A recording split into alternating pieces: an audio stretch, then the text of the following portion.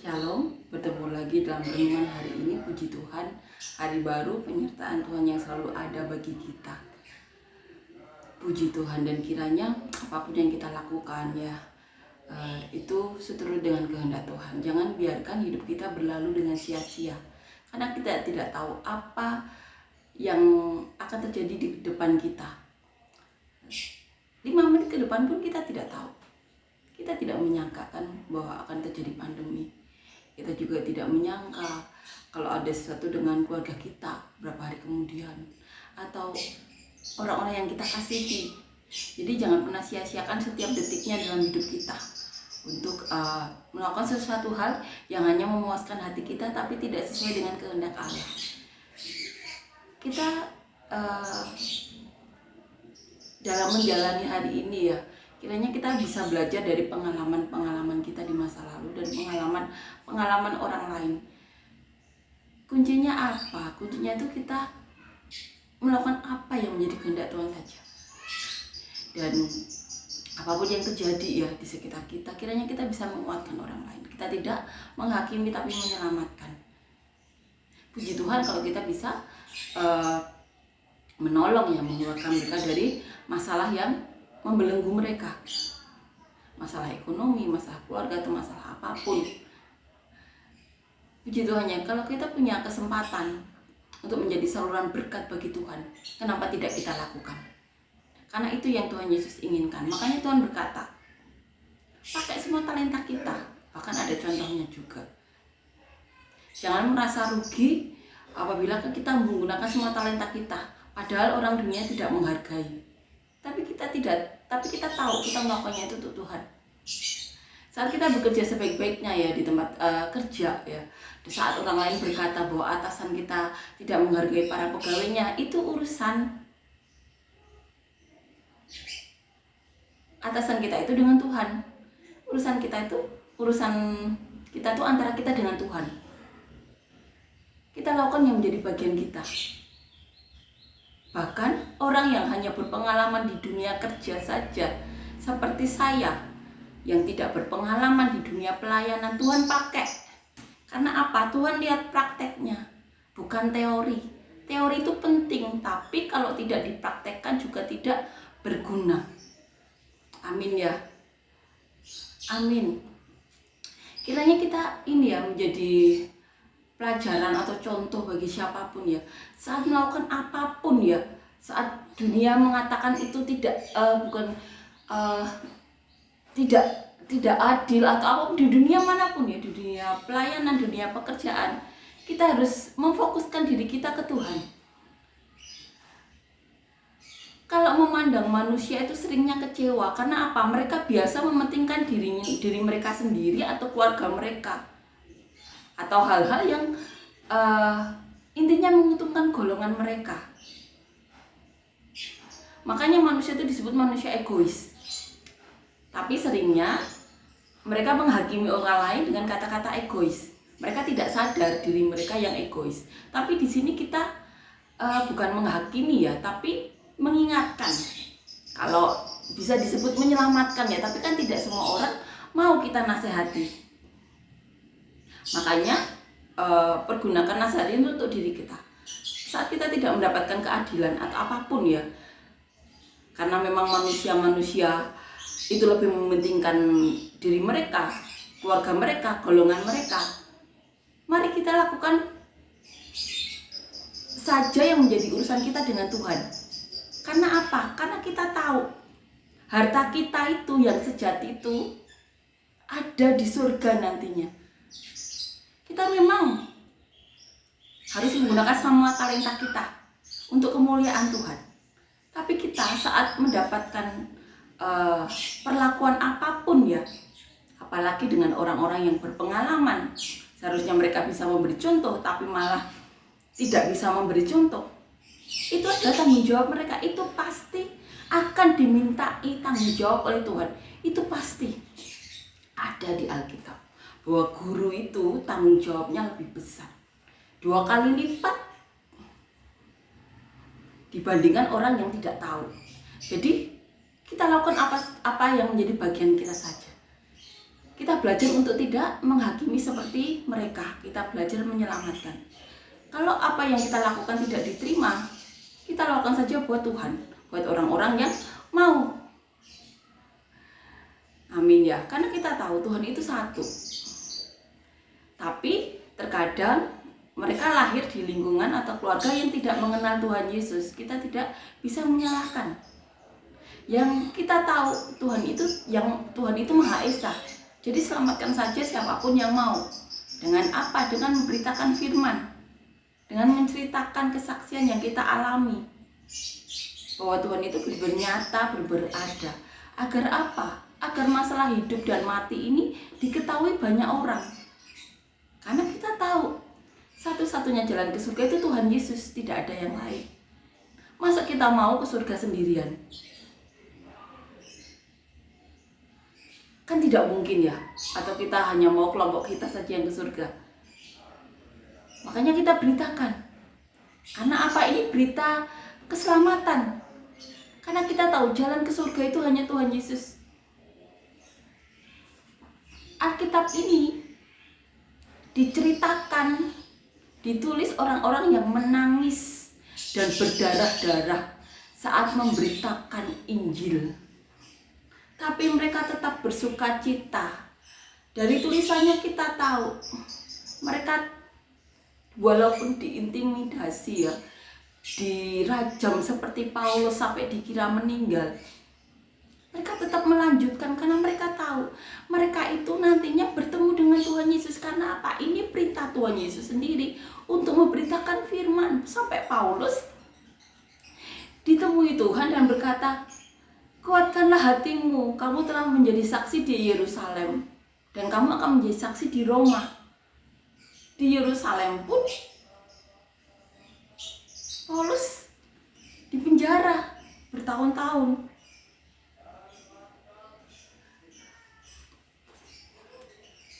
Kita hanya bertugas melakukan apa menjadi bagian kita, memberitakan firman, Injil keselamatan. Jalan keselamatan itu satu-satunya melalui Tuhan Yesus. Dan kiranya surga yang benar-benar nyata ini dan jalannya kita tahu, kita beritakan kepada semua orang agar apa? Semua orang selamat. Semua orang bisa merasakan surga di bumi dan surga di nantinya bersama Tuhan. Amin ya. Karena Tuhan kita itu senyata itu masih berbicara. Mujizat itu masih terjadi di antara kita. Saat orang bertumpang tangan, orang lumpuh langsung berjalan, ada. Orang sakit kanker tumpang tangan langsung sembuh, ada. Tuhan kita senyata itu. Masa karena mereka lahir di lingkungan yang tidak mengenal Tuhan Yesus, keselamatan hilang di antara mereka. Itu hal yang membuat kita tersentuh hatinya. Jadi kewajiban kita tuh menceritakan kabar keselamatan ini.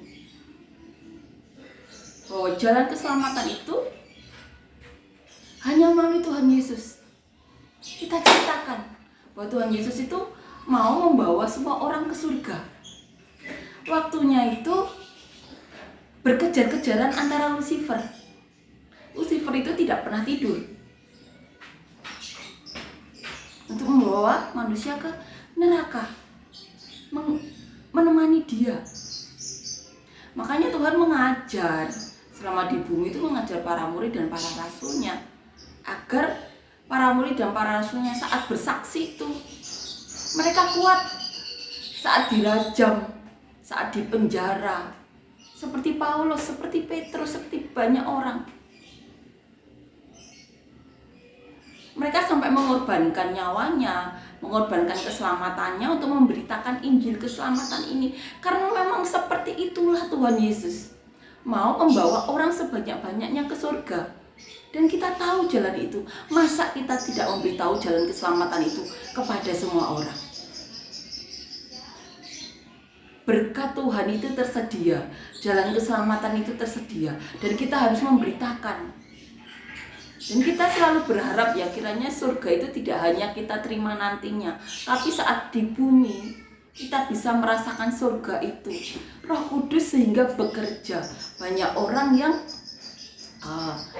diurapi Roh Kudus. Bahkan kita berdoa berharap seperti pendeta Yesaya Pariaji, seorang yang sebelumnya tidak mengenal Tuhan Yesus, ditemui Tuhan Yesus sampai menangis, mau ikut agama nenek moyang saja, biar anak istrinya yang ikut, dia tidak mau. Tapi Tuhan paksa, karena Tuhan mau pakai pendeta Yesaya Pariaji. Seperti itu Tuhan. Kalau mau pakai, kita tahu kesaksian beliau sampai menangis, padahal ditemui Tuhan loh, tapi tetap mau memeluk kepercayaan yang lama. Akhirnya sampai dipaksa Tuhan, karena Tuhan memerlukan pendeta Yesaya Pariaji seperti itu. Amin ya. Tuhan kita tuh senyata itu. Dan kiranya kesaksian yang kita berikan ini menguatkan orang lain, sehingga kita berdoa ditemui Tuhan langsung. Asal hidupnya menjaga kekudusan. Kalau menjaga kekudusan, orang mau meluk agama apapun, Tuhan mau pakai. Asal menjaga kekudusan. Seperti kesaksian pendeta Yesaya Pariaji, walaupun tidak memeluk agama Kristen sebelumnya, tapi beliau tetap menjaga kekudusan ya waktu itu, sehingga dipakai Tuhan walaupun sebelumnya tidak mengenal Tuhan Yesus. Amin ya, amin. Kita akan nyanyikan lagu yang pertama ya.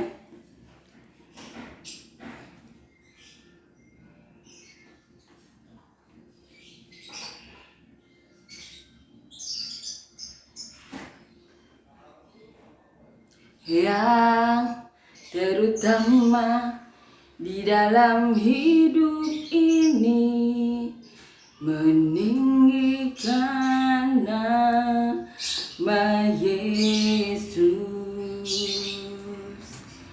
Yang terutama di dalam hidup ini, memuliakan namanya. Haleluya, haleluya. Saya cinta Yesus. Haleluya,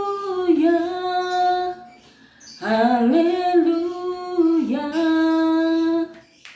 Saya cinta Yesus. Amin ya. Amin. Kita akan melanjutkan ya, membaca dan merenungkan ayat firman Tuhan. Diambil di kitab Roma pasal yang pertama, ayat yang ke-18 sampai ke-32.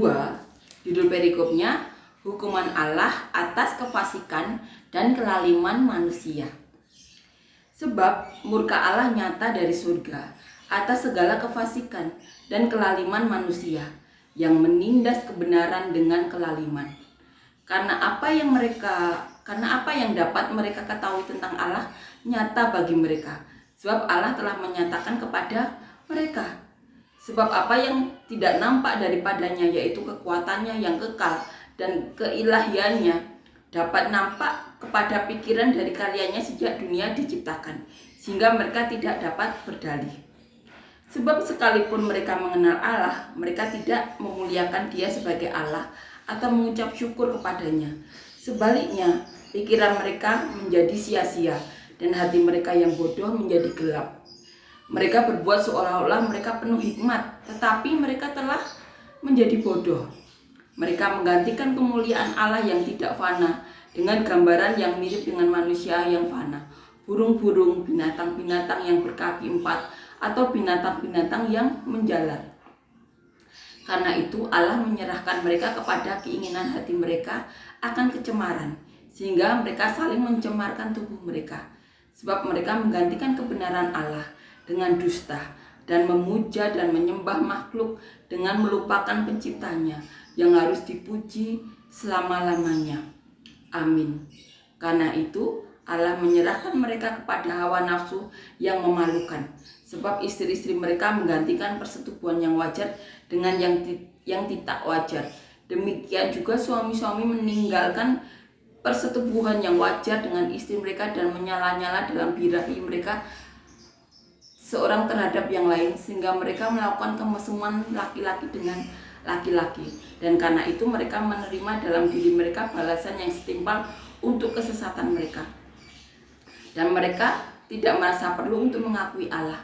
Maka Allah menyerahkan mereka kepada pikiran-pikiran yang tertutup, sehingga mereka melakukan apa yang tidak pantas, penuh dengan rupa-rupa kelaliman, kejahatan, keserakahan, dan kebusukan, penuh dengan dengki, pembunuhan, perselisihan, tipu muslihat, dan kefasikan. Mereka adalah pengumpat, pemfitnah, pembenci Allah, kurang ajar, congkak, sombong, pandai dalam kejahatan, tidak taat kepada orang tua, tidak berakal, tidak setia, tidak penyayang, tidak mengenal belas kasihan. Sebab walaupun mereka mengetahui tuntutan hukum Allah, yaitu bahwa setiap orang yang melakukan hal-hal demikian patut dihukum mati, mereka bukan saja melakukannya sendiri, tetapi mereka juga setuju dengan mereka yang melakukannya. Di sini Paulus menceritakan hukuman atas kefasikan dan kelaliman manusia. Di sini 2000 tahun yang lalu ternyata sudah ada persetubuhan antara lelaki dengan lelaki, perempuan dengan perempuan. Seperti yang terjadi saat Sodom dan Gomora. Kita tahu kemarin kita membahas ya mengenai Injil itu kekuatan Allah. Dalam Injil ini ada kekuatan Allah. Kita harus pegang itu. Nah, di sini diceritakan sebab murka Allah nyata dari surga atas segala kefasikan dan kelaliman manusia yang menindas kebenaran dengan kelaliman. Ini yang dikatakan Paulus, bahwa murka Allah itu benar-benar nyata atas segala kefasikan, yaitu kelaliman manusia yang menindas kebenaran dengan kelaliman.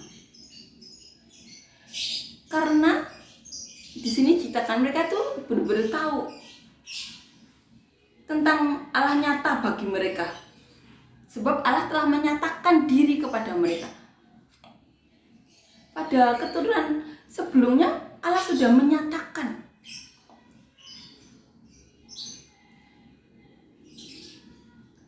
Sebab apa yang tidak nampak daripadanya, yaitu kekuatannya yang kekal dan keilahiannya dapat nampak kepada pikiran dari karyanya sejak dunia diciptakan, sehingga mereka tidak dapat berdalih. Mereka tahu bahwa Tuhan itu senyata itu. Mereka hidup di atas dunia yang diciptakan Allah dari firman yang keluar dari mulut Allah, sehingga terciptalah bumi ini. Sehingga manusia tidak bisa menyangkal. Sebab sekalipun mereka mengenal Allah, mereka tidak memuliakan Dia sebagai Allah atau mengucap syukur kepadanya. Ini yang dikatakan Paulus. Walaupun mereka mengenal Allah, mereka tidak memuliakan Allah dan mengucap syukur kepada Allah. Sebaliknya, pikiran mereka menjadi sia-sia dan hati mereka yang bodoh menjadi gelap. Ini yang dikatakan Paulus, bahwa pikiran mereka menjadi sia-sia, memikirkan hal yang sia-sia. Dan hati mereka yang bodoh menjadi gelap, melakukan kebodohan-kebodohan yang dapat mendatangkan murka Allah. Kebenaran ditindas oleh kelaliman, hal-hal yang bodoh, hal-hal yang sia-sia. Ini yang dikatakan Paulus. Mereka berbuat seolah-olah mereka penuh hikmat, tetapi mereka telah menjadi bodoh. Ini yang dikatakan Paulus, bahwa manusia itu seolah-olah berhikmat, tapi sebenarnya di balik kata-kata mereka yang bijaksana itu, mereka melakukan hal yang bodoh, menindas kebenaran dengan kelaliman, mau mendapatkan untung bagi dirinya sendiri atau keluarganya, tapi menindas kebenaran. Hal yang bodoh dan sia-sia, kata Paulus. Mereka menggantikan kemuliaan Allah yang tidak fana dengan gambaran yang mirip dengan manusia yang fana, burung-burung, binatang-binatang yang berkaki 4, atau binatang-binatang yang menjalar. Jadi mereka menggantikan kemuliaan Allah dengan menyembah patung-patung yang mirip binatang, gambaran yang mirip dengan manusia yang fana, burung-burung, binatang, atau binatang yang menjalar, binatang berkaki 4. Itu yang dikatakan Paulus. Mereka menggantikan kemuliaan Allah yang nyata, yang bahkan sudah mereka tahu bahwa Allah itu telah berbicara kepada Abraham. Mereka memegang kitab itu, tapi mereka tetap menggantikan kemuliaan Allah dengan menggantikan gambaran-gambaran berupa binatang, manusia, atau binatang yang menjalar, binatang kaki 4. Mereka menyembah hal-hal seperti itu. Karena itu Allah menyerahkan mereka kepada keinginan hati mereka akan kecemaran, sehingga mereka saling mencemarkan tubuh mereka, sehingga Roh Kudus tidak ada di diri mereka, sehingga mereka punya pikiran yang bahkan mencemarkan tubuh mereka.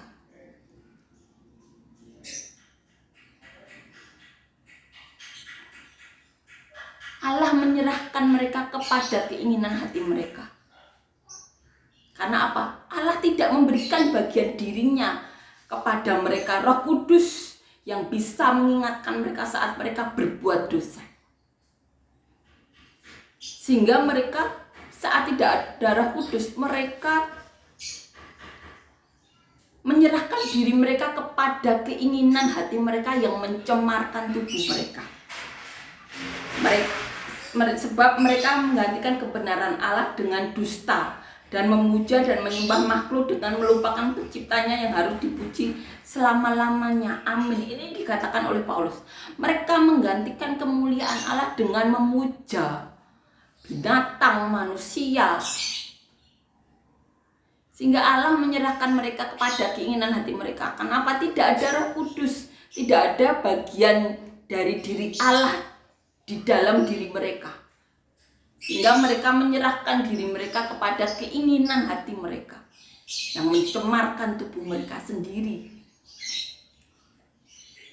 Karena itu Allah menyerahkan mereka kepada hawa nafsu yang memalukan. Ini yang dikatakan mereka. Ini yang dikatakan Paulus, sehingga Allah menyerahkan mereka kepada hawa nafsu yang memalukan. Karena dosa Allah kan, jangan ada ilah lain di hadapan, itu adalah hukum Allah. Tapi mereka tahu itu ada hukum Allah itu, tapi mereka tetap menyembah manusia, binatang, sehingga Allah menyerahkan mereka kepada keinginan hati mereka yang mencemarkan diri mereka.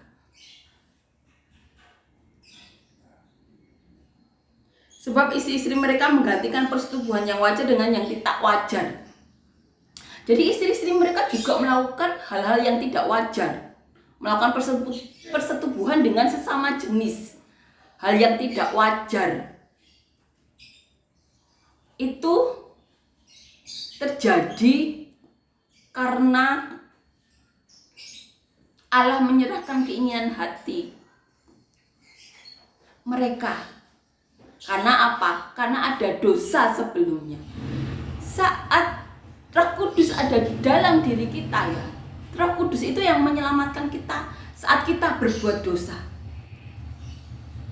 Tapi kalau tidak ada Roh Kudus dalam diri kita, bagaimana Allah mau mengingatkan, Roh Kudus mau berbicara? Makanya kita perlu Roh Kudus. Jangan ada ilah lain di hadapanmu, di hadapan kita. Amin ya.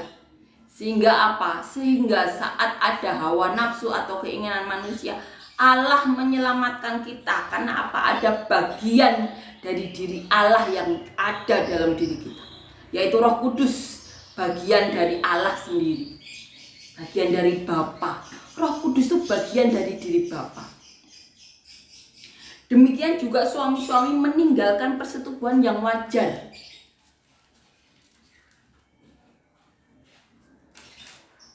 Dengan istri mereka dan menyala-nyala dalam birahi mereka seorang terhadap yang lain, sehingga mereka melakukan kemesuman laki-laki dengan laki-laki, dan karena itu mereka menerima dalam diri mereka balasan yang setimpal untuk kesesatan mereka. Lelaki juga kayak gitu, melakukan persetubuhan antara laki dan lelaki. Di sini dikatakan itu kesesatan. Jadi pentingnya Roh Kudus untuk menyelamatkan kita. Pentingnya Roh Kudus. Makanya mari kita saling menyelamatkan, bukan menghakimi. Dan satu lagi, jangan mencobai Allah. Karena kalau Allah sudah menyerahkan keinginan hati dari manusia tersebut, Allah tidak mau ada di diri manusia tersebut. Sesatlah manusia tersebut. Karena apa? Terbawa hawa nafsu mereka, hawa nafsu manusia. Awal mulanya apa? Menyembah ilah lain. Amin ya. Karena apa itu? Allah tidak memberikan bagian dirinya dalam diri manusia tersebut. Tersesat oleh keinginan hati mereka sendiri. Amin ya. Pentingnya Roh Kudus. Lakukan yang menjadi kehendak Allah, kehendak Bapa, bukan keinginan daging manusia. Amin ya. Amin.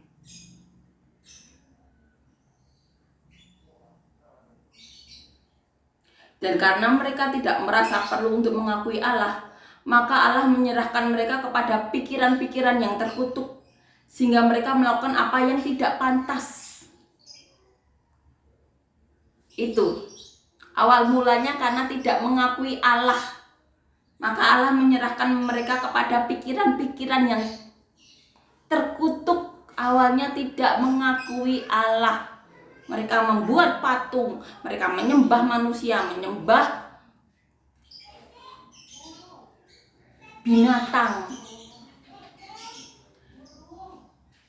penuh dengan rupa-rupa kelaliman, kejahatan, keserakahan, dan kebusukan, penuh dengan dengki, pembunuhan, perselisihan, tipu muslihat, dan kefasikan. Mereka adalah pengumpat, pemfitnah, pembenci Allah, kurang ajar, congkak, sombong, pandai dalam kejahatan, tidak taat kepada orang tua, tidak berakal, tidak setia, tidak penyayang, tidak mengenal belas kasihan.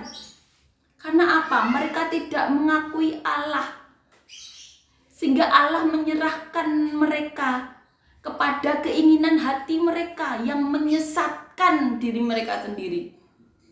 Awalnya karena tidak mengakui Allah, sehingga Roh Kudus tidak ada dalam diri mereka, bagian dari Allah sendiri. Bagaimana ada Roh Kudus mengakui Allah saja tidak? Amin ya.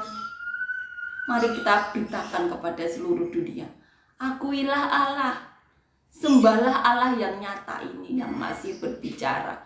Sehingga apa? Roh Kudus, bagian dari diri Allah, ada dalam diri kita, menyelamatkan kita dari rupa-rupa dunia yang penuh dengan tipu muslihat, tidak ada belas kasihan, tidak berakal, tidak setia, tidak penyayang, pembenci Allah, kurang ajar, congkak, sombong, pandai dalam kejahatan, tidak taat kepada orang tua. Ini ada semua di orang-orang yang tidak mengakui Allah, sehingga Roh Kudus tidak ada. Bagaimana mau ada, Allah aja tidak diakui. Amin ya, amin. Sebab walaupun mereka mengetahui tuntutan-tuntutan hukum Allah, yaitu bahwa setiap orang yang melakukan hal-hal demikian patut dihukum mati, mereka bukan saja melakukannya sendiri, tetapi mereka juga setuju dengan mereka yang melakukannya. Mereka tahu, walaupun mereka mengetahui tuntutan-tuntutan hukum Allah dan tahu hukumannya mati,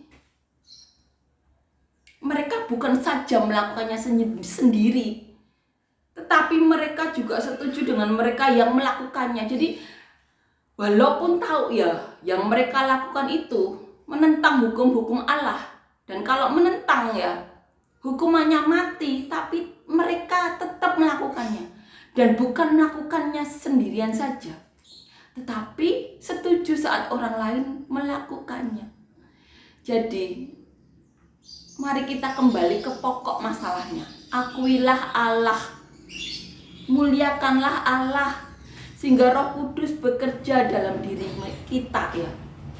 Roh Kudus adalah bagian dari diri Allah sendiri, bagian dari Bapa, yang menyelamatkan kita dari keinginan hati kita, keinginan daging manusia, sehingga kita tidak menjadi pembenci, melakukan ketidakadilan, pencemaran, tidak ada belas kasihan, pengumpat, tipu muslihat, pembenci Allah, kurang ajar, sombong, congkak. Hal-hal yang tertulis di sini ada dalam diri orang yang tidak mengakui Allah. Mulut bisa berkata mencintai Allah, tetapi buktinya, amin ya, kiranya kita bisa saling menguatkan, saling membantu, saling mendukung untuk mengeluarkan manusia dari situasi itu yang mau. Makanya kita banyak-banyak bersaksi dan berfirman agar hati mereka terbuka, sehingga Roh Kudus bekerja dalam diri mereka. Amin ya, amin. Kita akan nyanyikan lagu yang kedua.